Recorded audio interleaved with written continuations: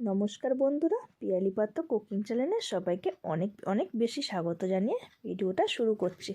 আজকের রেসিপি হচ্ছে ডাল পুরি। অনেকে অনেক রকমের পুরি খেয়েছো, আর আজকের রেসিপিটা করছি ডাল পুরি। ঝরঝরে সুন্দরভাবে একটা খুব সহজে বানিয়ে ফেলতে পারবে তোমরা। ঝটপট জলখাবারের মধ্যে খুব সহজেই তৈরি করে নিতে পারবে এই রকম, আর খুব কম তেলের মধ্যে করছি আজকে ডাল পুরি। ডাল পুরিটা দেখো কত সুন্দরভাবে ফুলে উঠেছে, আর তার সঙ্গে যদি গরম গরম একটা ডাল পুরি, আর তার সঙ্গে যদি গরম গরম বেশ ফুলকপির একটা তরকারি থাকে, তাহলে তার কোনো কথাই নেই, তাই না? চলো চটজলদি জলখাবারের মধ্যে ডাল পুরিটা কীভাবে বানাতে হয় চলো দেখে নেওয়া যাক। আর ভিডিওটা চলো শুরু করছি। আর ডাল পুরিটা কিন্তু যত সুন্দর গরম গরম যত সুন্দর খেতেও লাগছে, খুব সুন্দর খেতেও লাগবে, আর খুব চটজলদি বানিয়ে ফেলতে পারবে।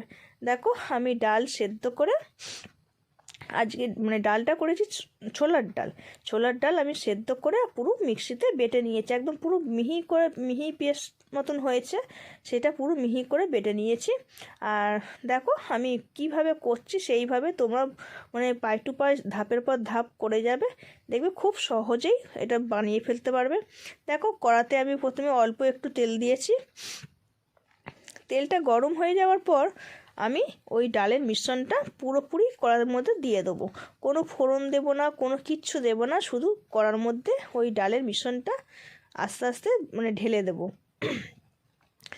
ঢেলে এইটাকে অনবরত নাড়তে হবে, কন্টিনিউ কিন্তু নাড়তে হবে। এইটাই একটা যতক্ষণ না ডালটা এখন দেখছো যেরকম ডালটা একটা, কিন্তু আমি জল দিয়ে কোনো পেস্ট করিনি, এইটা শুধুই সেদ্ধ করা ডাল, যেটুকু জল ঝরিয়ে নিয়ে আমি এইটাকে পুরো ভালো করে বেটে নিয়েছি। যাদের মিক্সি নেই তারা অবশ্যই শিলনোড়ায় বেটে নিতে পারবে, কোনো অসুবিধা নেই। আর দেখো কত সুন্দর মিহি একটা পেস্ট হয়েছে। আর সামান্য তেলে এইটাকে ভেজে নিতে হবে, ঝরঝরে একটা ঝুড়ো ঝুড়ো করে নিতে হবে। আর খুব অল্প তেল লাগবে, এটা খুব হেলদিও খাবার, ডাল পুরিও খুব একটা ভালো খাবার। যারা ডাল খেতে পছন্দ করো না, কিন্তু এইভাবে বানিয়ে খেলে কিন্তু সত্যি খুব ভালো লাগবে। আর দেখো আমার ডালটা কড়ার মধ্যে এপিট ওপিট করে এরকম খুন্তি দিয়ে নেড়ে নেড়ে এইটাকে আমি পুরো ঝরঝরে করে নেবো। কেননা এইটা করতে একটু সময় লাগে, কেননা ঝরঝরে একটা ভিজে ডালকে একদম ঝরঝরে করতে একটু সময় লাগবে, আমরা একটু সময় ধরে করে নেব। আর দেখো আমার কিন্তু ডালের তখন প্রথমেই একদম নুন ফুন কিচ্ছু দিইনি, আমি কিন্তু ডালটা ঝরঝরে হয়ে যাওয়ার পর এখন আমি নুনটা দিচ্ছি, যাতে নাহলে আঞ্জাতে বুঝতে পারা যাবে না যে কতটা ডালের পরিমাণের মধ্যে কতটা নুন দেব। আর দেখো এর মধ্যে দিচ্ছি আমি ভাজা মশলা, তার মধ্যে আছে আমার এটা ঘরেই তৈরি করে রেখে দিয়েছিলাম ভাজা মশলাটা। এর মধ্যে ধনে জিরে লবঙ্গ না, ধনে জিরে এলাচ তেজপাতা এইসবগুলোকেই আমি গুঁড়িয়ে রেখে দিয়েছিলাম, সেইগুলোকেই আমি পুরো বেটে, আর এর মধ্যে নুন দেওয়ার পর আমি এই মশলাগুলোকে দিয়ে দিয়েছি। আর তার সঙ্গে শুকনো লঙ্কাও আছে, অনেকগুলো শুকনো লঙ্কা দিয়েছি, তবে যদি একটু ঝাল ঝাল হলে বেশি ভালো লাগবে। দেখো আমার ডালের মিশ্রণটা পুরো তৈরি হয়ে গেছে, একদম দেখতে পাচ্ছ কীরকম কী সুন্দর ঝরঝরে একদম এটা করেছি। আর দেখো এখানে আমি ময়দা নিয়ে নিচ্ছি, ডোটা তৈরি করার জন্য আমার একটা পরিমাণ মতন একটা ময়দা নিয়ে নিতে হবে। দেখো মোটামুটি আমি এই পরিমাণে একটা ময়দা নিয়ে নিয়েছি, আর তার সঙ্গে নিয়ে নেব পরিমাণ মতন নুন, যতটা ময়দা তোমরা নেবে সেই অনুযায়ী তোমরা নুনটাও নিয়ে নেবে। আর নুনটা নিয়ে নেওয়ার পর এবার ভালো করে এর সঙ্গে মিশিয়ে নিচ্ছি। তারপর দেখো আমি একটু ময়ান দিয়ে নেবো, ময়দা মাখতে গেলে একটু ময়াম দিলে বেশ ভালো হবে, আর জিনিসটা খেতেও খুব সুস্বাদু হবে। আর দেখো এই ময়ামটা দিয়ে ভালো করে আমি এটাকে মিশিয়ে নেব, বেশ ময়ামটাকেও যতক্ষণ না ময়দার সঙ্গে মিশছে। আর আমরা বুঝবো কী করে যে ময়ামটা আবার ঠিকঠাক হয়েছে কিনা, দেখো লাড্ডু করতেই আমাদের লাড্ডুটা একদম পুরো বেশ লাড্ডু মতন হয়ে গেছে মুঠো করতে, তখনই আমরা বুঝবো যে আমাদের ময়ামটা বেশ ঠিকঠাক হয়েছে বা মেশানোটাও ঠিকঠাক হয়েছে।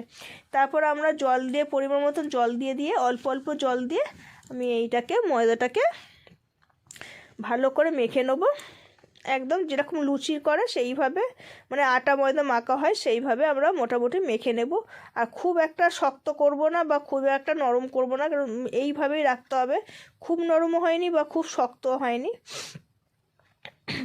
এইভাবে নিয়ে আমরা তারপরে এইগুলোকে নেচি করে নেব, লুচির মতো নেচি করে নেবো। বেশি বড় বড় নেচি করব না, কেননা নাহলে খুব বড় হয়ে যাবে, এর ভেতরে আবার পুরটা ঢুকবে। যার জন্য একটা মোটামুটি সাইজের একটা নেচি করে নিলাম, কেননা পুরটা ঢোকার পর এটা বড় বড় একটা নেচি এসে যাবে রুটির মতন।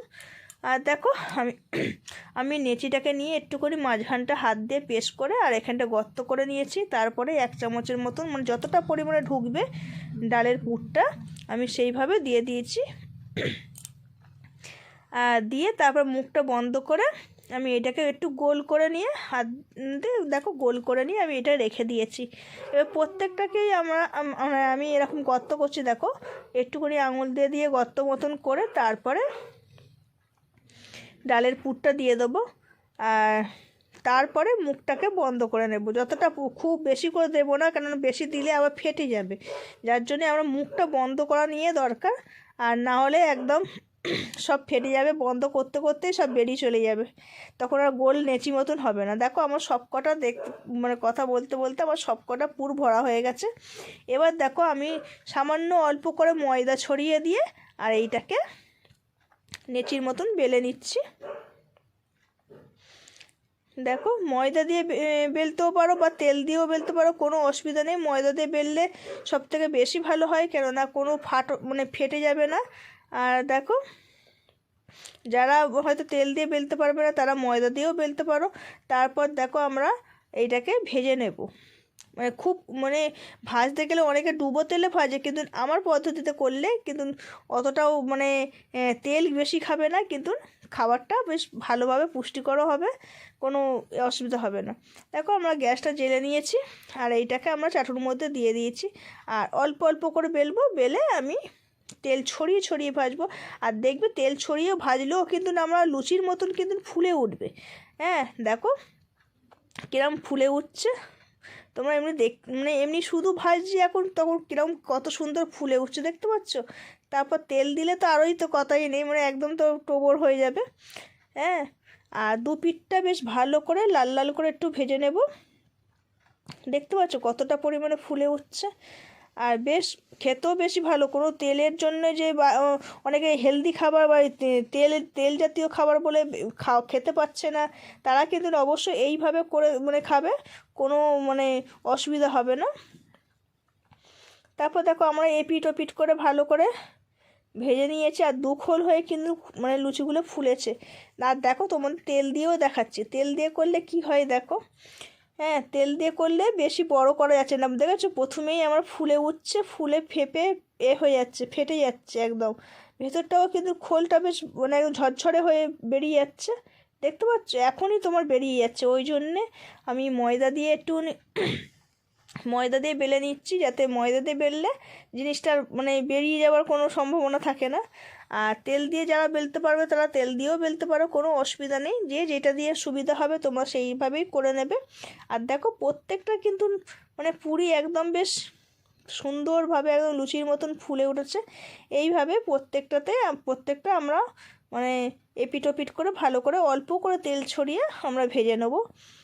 আর এই দেখো বাচ্চারা কিন্তু ভয়েতে যে আমরা খেতে দিই না, যে বাবা তেল জাতীয় জিনিস এত খাওয়া ভালো না, কিন্তু দেখো এতে কোনো অসুবিধা নেই, একদম সামান্য তেল ছড়িয়ে আমরা কিন্তু ভাজছি জিনিসগুলো।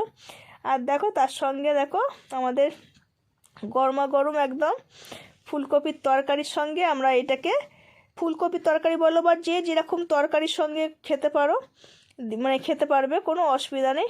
আমার রেসিপিটা তোমাদের কেমন লাগলো অবশ্যই কিন্তু কমেন্টে জানাবে। আর আগে কিন্তু বানিয়ে খেয়ে দেখবে, তারপর আমাকে কিন্তু কমেন্টে বলবে যে কেমন হয়েছে রেসিপিটা।